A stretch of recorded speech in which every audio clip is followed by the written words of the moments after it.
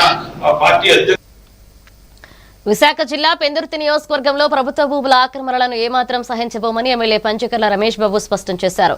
ఆక్రమణదారులపై revenue, police శాఖల సమన్వయంతో కఠినంగా వ్యవహరించాలని అధికారులను ఆదేశించారు.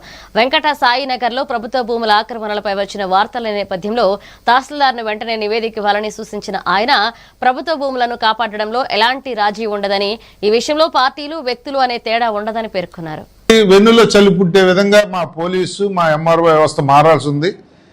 పెందుర్తిలో జరిగింది, పెందుర్తిలో ఇది జరిగిందని చెప్పి టీవీల్లోనో పేపర్లో చూసినప్పుడల్లా కూడా అత్యంత బాధపడుతున్న మొదటి వ్యక్తి ఎవరంటే నేనే.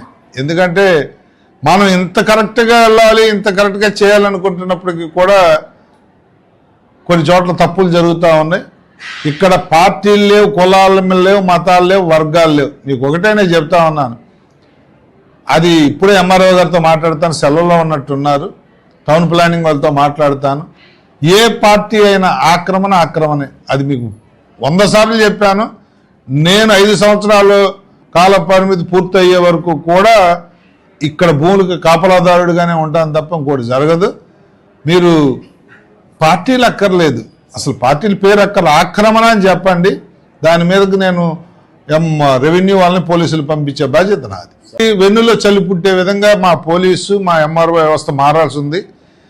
పెందుర్తిలో జరిగింది, పెందుర్తిలో ఇది జరిగిందని చెప్పి టీవీల్లోనో పేపర్లో చూసినప్పుడల్లా కూడా అత్యంత బాధపడుతున్న మొదటి వ్యక్తి ఎవరంటే నేనే. కాకినాడ జిల్లా తాళ్లరేవు మండలం